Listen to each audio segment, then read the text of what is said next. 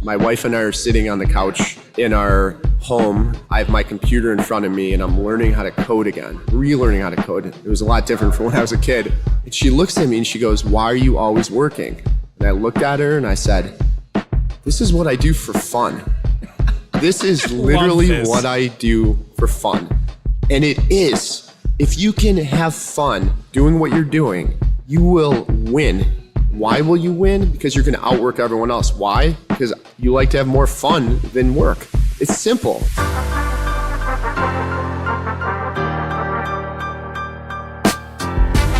Are you ready to step up your game?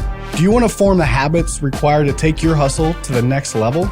You're in the right place. We've been where you are and know that getting to your optimized next level doesn't happen by accident.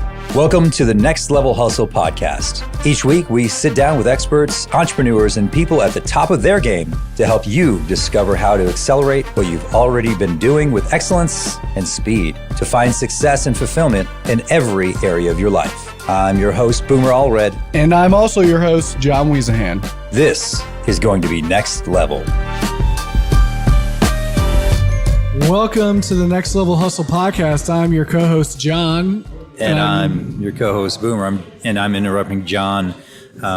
This is an amazing opportunity for us to do our first live Next Level Hustle podcast. Outside of our own studio.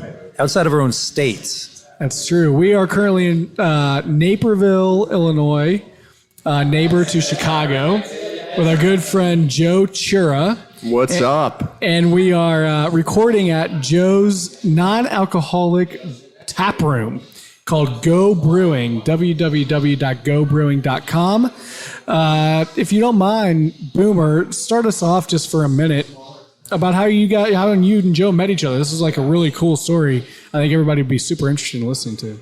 It's amazing to be in this tap room with you. I met Joe a couple of years ago through Seal Fit in Unbeatable Mind, and Joe was in a group that I got to coach, and then we did some time out in California with some Navy SEALs, teaching them how to shoot and how to wrestle with other people, self-defense, and it's a sheepdog event. And it's just really great to know Joe in many different ways. The cool thing was when he came out to California to do the sheepdog event, he brought two of his friends with him. And can you tell us what a sheepdog event is? Oh yeah, quick? Yeah, absolutely. Thank you, John. So, some people in life are sheep and some are sheepdogs. The sheepdogs look out for the sheep. So when there's people on their phones walking down the street, there have to be other people that are looking out to help protect them from getting run over by a car. And those are the sheep. So those are the skills that we taught during the Seal Fit sheepdog event. Sorry to interrupt. That's okay. No, I appreciate it. I am a sheepdog now. Yeah. So when you think of me, that's what I want you to think about. Sheepdog Joe. I mean, that's what's now burned into my skull. Joe the sheepdog. Okay, so Joe brought two friends. Yeah, and that's who Joe is. Like, he wants other people to experience the things that he does and brings people along for the journey. And that's something that I think you do in work, in life, and it's something you've always shared. And it was actually a bet, though. You didn't think I had friends, so I brought two out to prove it to you. You said, "No, you don't." And I said, "Watch, man." And that's what happened. Wait, you were joking? That was an expensive trip. Is that a joke? I wanted to prove you wrong. You proved me wrong, Joe. You have many friends. I know that. So, why don't you describe kind of where we are, why we're here in this space, and maybe how we got here?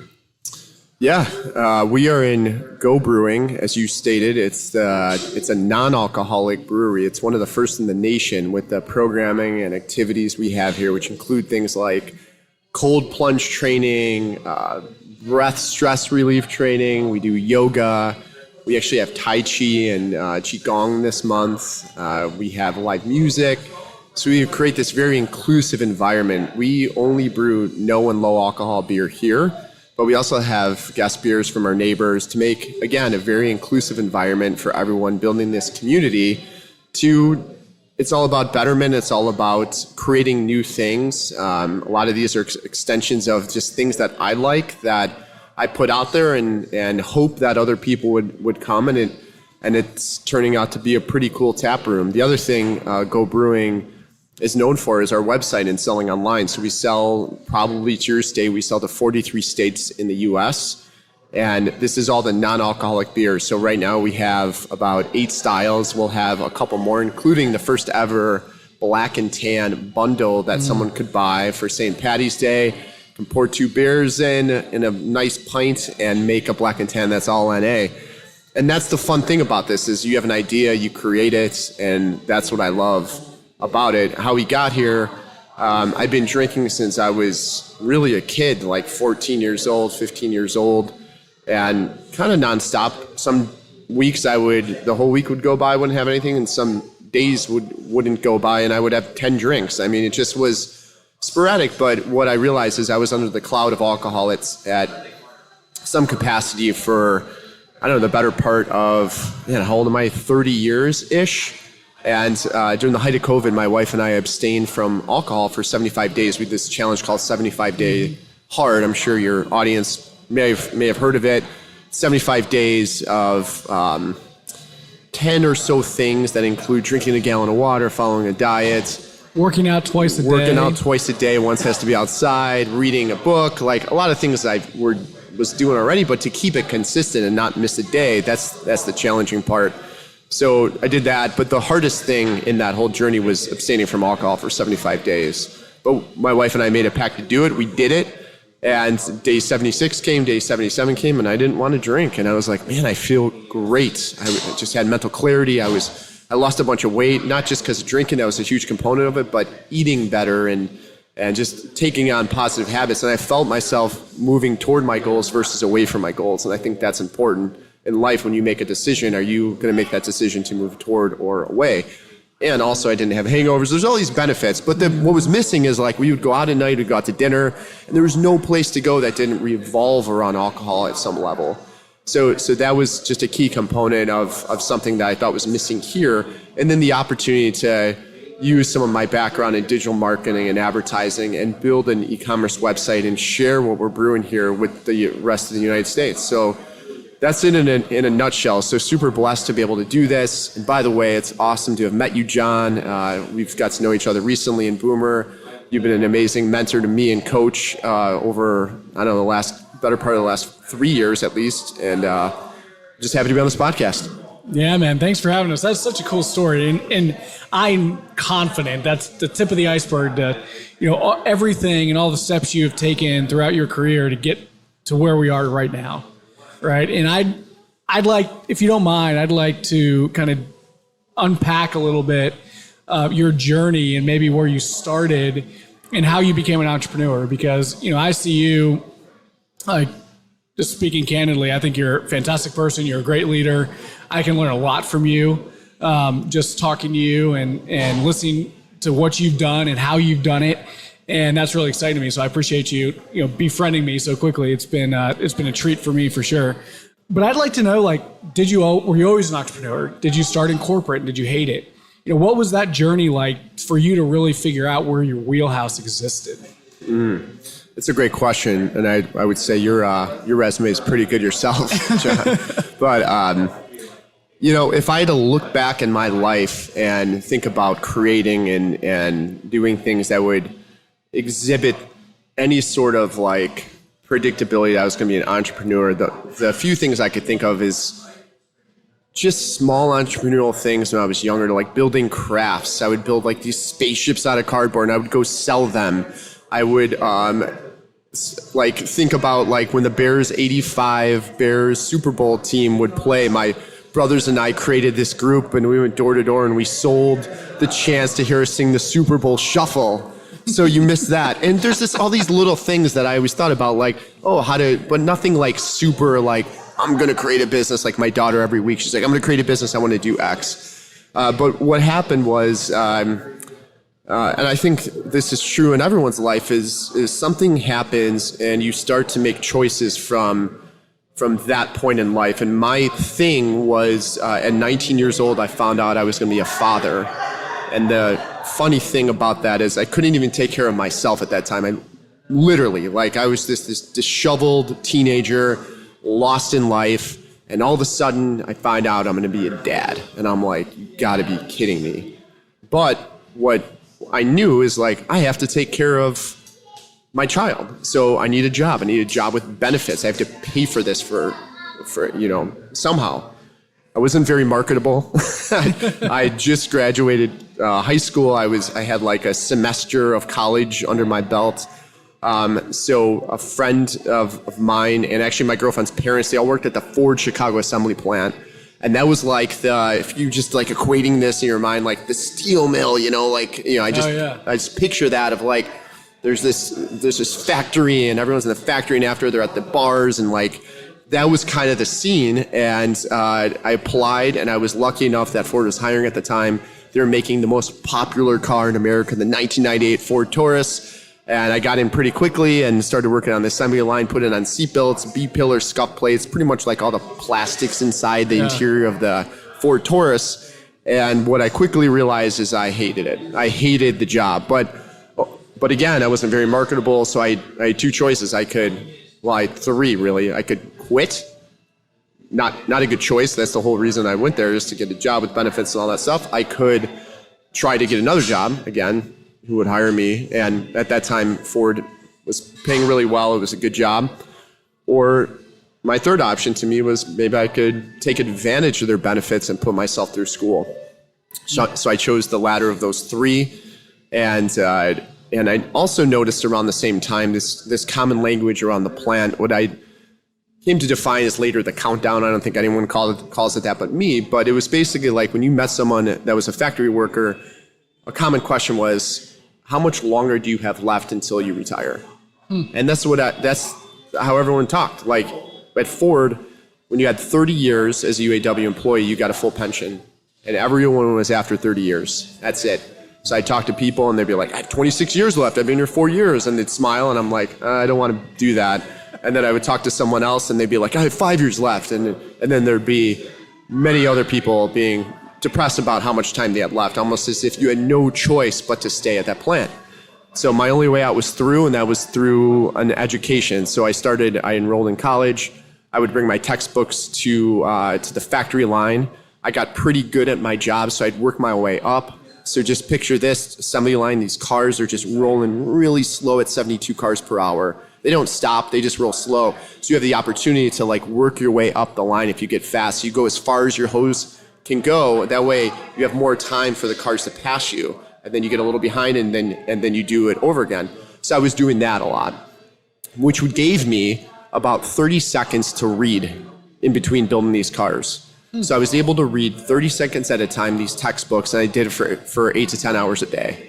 And I ended up fast forwarding years later, because it took me that long, graduating magna cum laude from St. Xavier University in Chicago, not because I'm smart, because I was just forced into this position where I had to retain information, and I didn't want to take that time to be a human robot. So I would get a chance to think about what I just read. And it turned out that retention in that way was so powerful for me. It worked so well. It's amazing what focus can do. Right? Forced focus. Yeah. And I haven't had it since. It was just like forced on me right then. And that's amazing. And that was kind of the start. And at the time, and I'll just give another story because I think it's important when someone hits a roadblock, what they can do.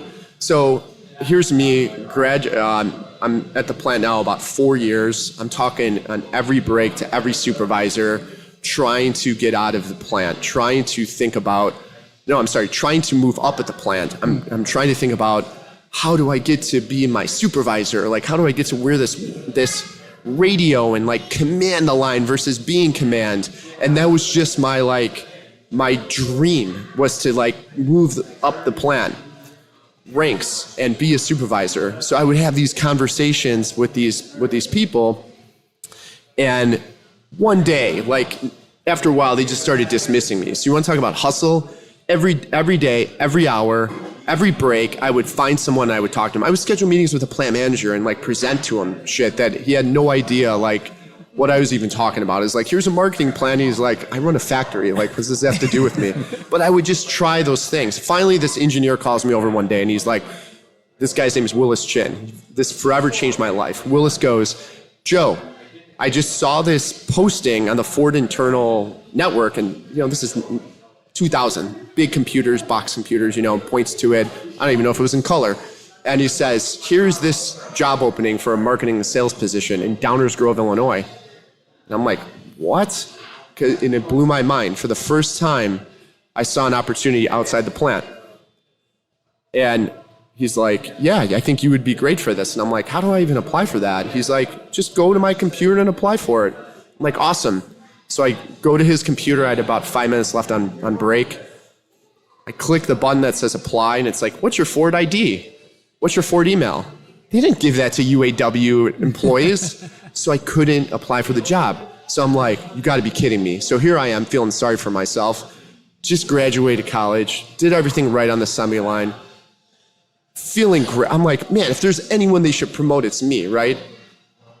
And I was like so pissed off. From a potential technical issue, I'm not going to get this chance.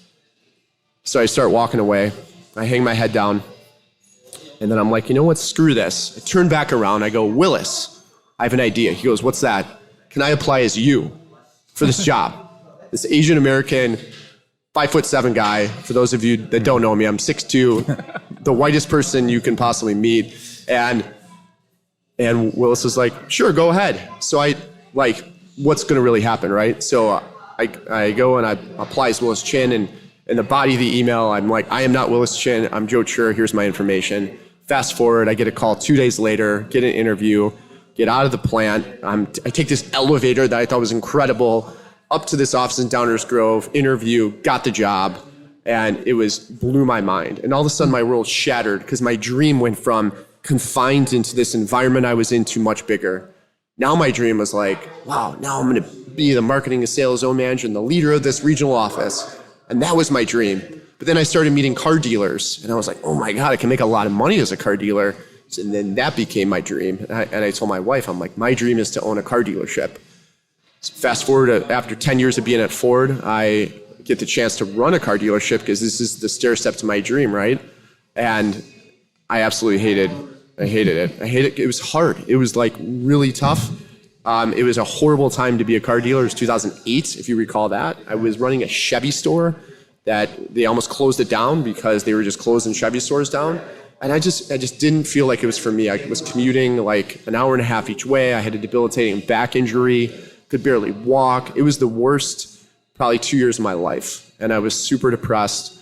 And I was like, man, if I could just get this opportunity to own this car dealership in Valparaiso, Indiana, which was like an hour from our house, like my life will be set. That didn't happen. So 2010 comes, I have back surgery, and I'm laying on my couch, just super depressed, like what to do next with my life. And I'm finally like, I'm just we'll start listening to podcasts. So I started listening to SEO 101 and podcasts. Any old SEO people that even know what SEO is it's a way to show up and search for your business or whatever you're trying to do. And this was like fairly early days with Google, so you could do a lot of really creative stuff and help and show up for search. So I started to learn how to do that for businesses, and then I created my own digital marketing agency, combining all my knowledge in automotive, everything I was learning in digital, and also when I was a kid, I was really passionate about computers, and the Commodore 64 was around at the time, and my brothers would play video games, and I would literally just like build these programs, and I would do that for hours. So it was like this unbelievable thing, and this marketing company just started to take off. So I'll pause there. There's a lot to unpack there, I know. I could go from there on to what happened next, but that's kind of how I became an entrepreneur. I mean, when you look back, it's funny when you are able to piece together how all the pieces fit, so to speak, right? Because every single little thing, and I'm sure you left out hundreds of components there that were incredibly meaningful along the journey, and other people who influenced you along the way. But it's really just determination. And I read something earlier this week that said, and I hadn't read it before, everybody talks about entrepreneurship on Instagram, and people write books about it. But one thing that really stuck out with me that I read this week that I really hadn't read when you're talking about entrepreneurship is they said an entrepreneur has incredible self-confidence by the way they speak to themselves in their own head. Mm.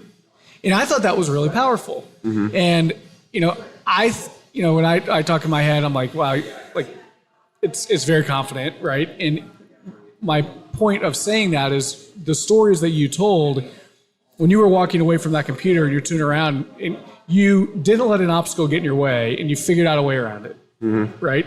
And it's really that self-confidence that you spoke to yourself where you're going to figure it out.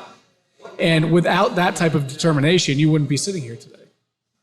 Yeah, 100%. And I'll say you made a really other great point before that. And I think the dots connect backwards in life. They don't connect forward. So like if you think about your life, if you're listening to this, you're where you're at because there's a series of steps that got you there. I would have never been at Ford if I did not have a daughter when I was 20, right? I would never be on the line. I would never had a chance to go to marketing sales. I wouldn't even be in automotive. I don't even love cars. I still don't know how I spent 25 years in the automotive industry, but I did. And it was a beautiful, awesome industry and experience. And I'm so lucky for what I had. But that's right. Like in my head, I've always been my biggest cheerleader. I don't necessarily act like that outside of that, but if I had a choice to lead or follow, I'd lead all day long. I would not look at something and be like, oh, I want to be that person. And I have stories of that when I was younger, of things like that happening. But the reality is, like, you have to kind of be a little crazy to be an entrepreneur. You have to be willing to take a lot of risks, and you have to be willing to put in the work, the hustle, so beyond what anyone can do. And there's a secret for that I can get into in a minute, that no one can compete with you on that level because you're so obsessed. And I bet you don't seek approval from others. No. Right? That's one of my downfalls, I think. I agree. So let's unpack what we can get into. What's the secret sauce? What's Joe's secret sauce to taking hustle to the next level? I mean, clearly you have next level hustle. You're the epitome of this podcast, right? What is Joe's secret sauce? Oh man, this is so easy and it applies to everyone. And I think people need to dig deep to discover it. But for me, it just happened. And this is what happened. My wife and I are sitting on the couch in our home, and she's watching Bravo on television, Real Housewives of Orange County. This is like 2010. I have my computer in front of me, and I'm learning how to code again, relearning how to code. It was a lot different from when I was a kid. And she looks at me and she goes, "Why are you always working?" And I looked at her and I said, "This is what I do for fun. This is literally what I do for fun." And it is. If you can have fun, like legitimately have fun doing what you're doing, you will win.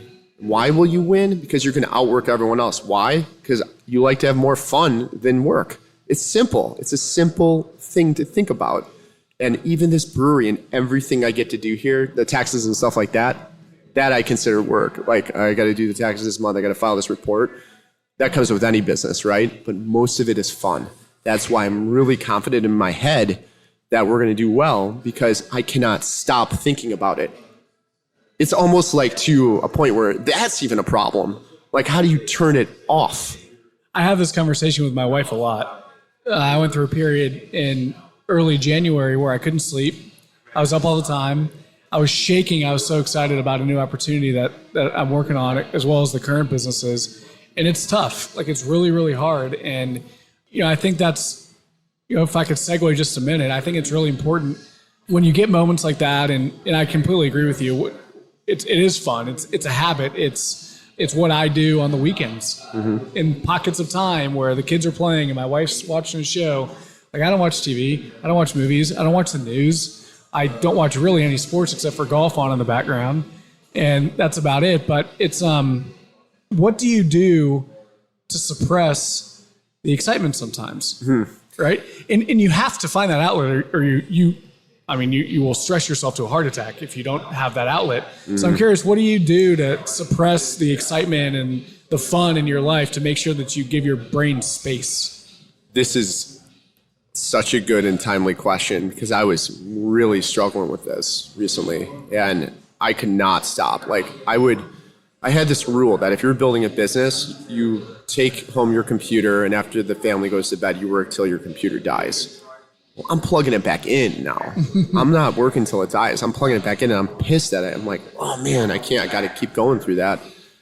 So I got to the point where I was starting to get like a little bit concerned, honestly, that I'm putting in too much. Like my brain is staring at a computer too much. And this is hilarious. So dry Jan, I didn't drink anything.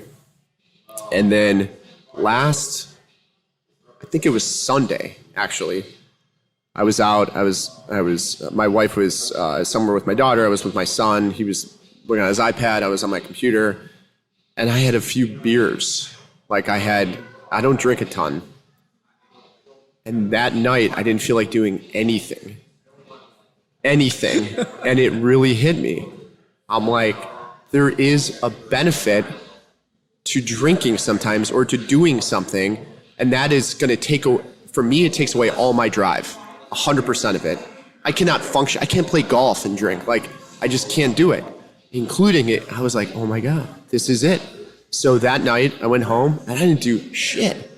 And I was like, woke up the next day and I felt actually good. I didn't drink a ton, but I drank enough, like 2 beers to give myself zero drive. To take the motivation away. And I was like, and I came in here on Monday and I go, guys, I finally found something. Because, we talk about non-alcoholic and by the way, we're not teetotalers here. I'm not promoting that. We still drink in moderation. It's just less drinking than more drinking, right? Than I used to be. Reverse the 80-20 that I used to, the Pareto principle. And I'm like, and they're like, what is it? And I'm like, drinking takes away your drive completely. And that was a beautiful thing last night. And they start cracking up, and it did. So probably not something that everyone should follow who's listening to this, but something that worked for me is just just disrupting where you're at and do something where you're not going to have drive. Because even if I was with my family, I'm still thinking about work sometimes. You guys get that, right? You can't just turn it off. You cannot turn it off. And that's the tough thing. And that's the thing that I'm learning from the last go around to this go around, that try to be more present, but I think intentional. Part of that is having partners in life and in business that you can talk to. They can get it out of your mind, right? Because if it sits in your mind or just on your computer, it can just keep on festering. But at least if you have an outlet, somebody that's supporting you or challenging you, which is important as well when these ideas come. But to suppress it is another challenge. But you use a lot of athletic motivation as well, right? That's energy, and I know you do too, John. What kind of energy do you get from exercise and ice baths, and what does that look like physically? How does that show up in your life as well? Yeah, that's key. I mean, I start my mornings off with this strength training workout. Been doing it for 5 years. Do it 5 days a week. Saturdays I'll go for a run. I do jujitsu 2 to 3 times a week. So I like to get a healthy balance of many things. I like to get something on a calendar. Get something on a calendar and makes those workouts way more meaningful. Like a jiu-jitsu tournament I have on the calendar for April. Just putting that down there is going to make me like, shit, I got to train for that. Get a marathon in the calendar. I got to train for that. And that's the stuff that's really important for me. And I will say one of the things at night, because you guys know this too, especially when you're on your computer or you're on a device, your brain's still going off of it. It's like you're looking at it. So one of the things that really helps me is doing a meditation, a sound meditation, and doing a hypnotic one. And I can't even get through them. I don't think I've ever even got through it because I pass out. And I started to do that with my son that kind of struggles with the same thing. He has some learning disabilities, and we'll be in bed and he's just like, Dad, I want to do this. And he's just can't stop thinking about different things. And we do a meditation together, and sometimes I fall asleep in his bed with him. But that's one thing that I would say, an action step that someone could take if you really can't turn it off. That is a good alternative, especially if it's at the end of the night and you're kind of just tired of the devices and your eyes are tired. Do something like that is important. So next level hustle, what does that look like now? We're in Go, and enjoying the room. And honestly, if you are near Chicago, stop here. You can see exactly what Joe was talking about. You can see that this is fun. You can feel that this is fun. The atmosphere is, you can tell that this is a point of love from your creation. Well, we've been here since about 2:00 in the afternoon. It's That's right. now And a little after 6. And I'm still not drunk. We're not drunk. We worked a little. We all independently worked and made some phone calls. Joe met some friends. We set up podcast equipment. We did tasting flight of non-alcoholic beers earlier, and you can just feel the energy. It's a really happy vibe. Like, it's really, really cool what you've created here. Thank you. No, it's awesome. So I think Next Level Hustle is making sure that people in this community know about what we have going on here, and then doing everything in our power to get our beers out to as many consumers in the United States, and doing that in a methodical way where we are focused on quality, we're focused on the taste, we don't compromise any of those things. And I'm really proud of the team where we're at and our ability to scale this up. And that's going to take a lot more sleepless nights on the computer, and I'm down with it because, again, it's super fun for me to be building this thing, and I have a great team. And that's the other thing I think this go around is like really focusing on the team aspect, which I learned from Boomer and I learned from the SEALs when I was with them. You know, no one makes the SEAL team if you're just thinking about you really got to think about we versus me. And this time, like, there's no way that I could be where I'm at without a great team, without a great brewer, without a great friend of mine, Bruce, who's helping with the operations and leading that up, without a good packaging manager, without a good social guy. Like, all of it's making this thing work, and it's fantastic. So I am cognizant of how I was before, and I really want to focus on that now. But it's not stopping. It's running into something, figuring it out, and knowing that I have so much to learn. This is a new industry. Holy shit! It takes a lot to make beer. God bless these brewers, man. Like, most brewers, and I meet them here, like, they have had breweries for a decade, and they have other jobs. Like, you don't go in this to make a ton of money. You go in it because it's a passion. And I think our mission is to help change lives, like, literally. And I think we can, because we're providing an outlet that's an alternative to drinking that tastes good, that it curbs the craving. You know what I mean? And that's important. So you started digital media agency or marketing agency. I'm sure you've started other businesses you haven't talked about. For the brewery specifically, was it something that you just kind of like had a fire in your soul about? Like, what was the driving factor to say, hey, I'm going to go make non-alcoholic beer? I know the COVID thing with your wife, and that had some influence on it, but was there something else that was like, now's the time? So I saw the rise in consumer interest for non-alcoholic beer. So, right, you have to think about a few things when you create a business. It's not all just like, oh my God, I love kites, I'm going to create a kite business. Like, probably a silly example, but you know what I mean? Like, you have to think about the TAM. What's your total addressable market? What industry are you going? Is it going up or down? Like, there's certain things I wouldn't get into now, even though I love them.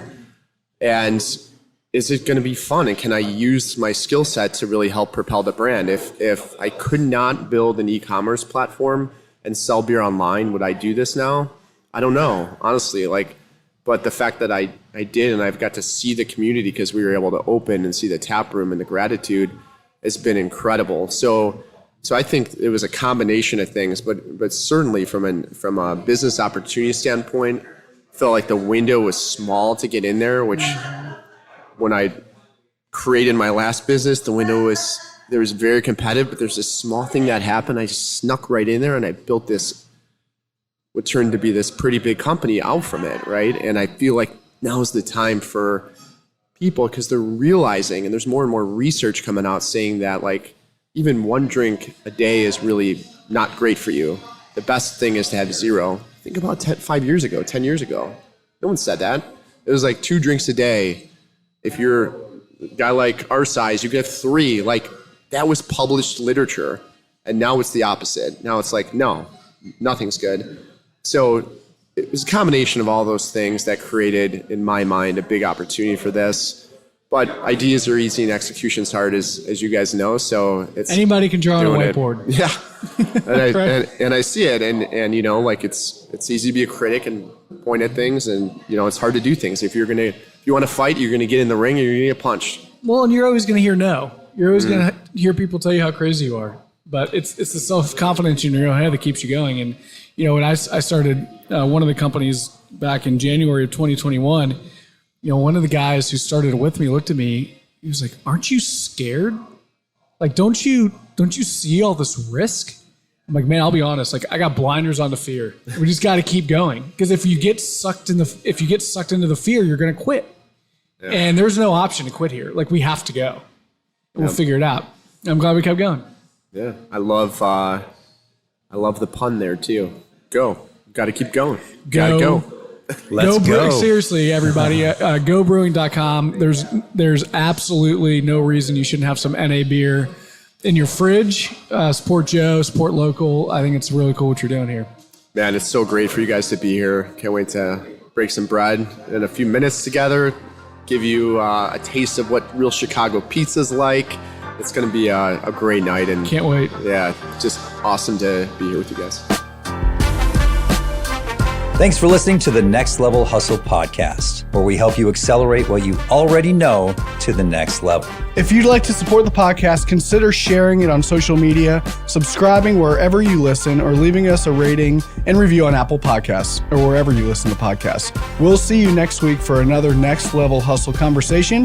I'm John, and I'm out. And I'm Boomer. I'm also out.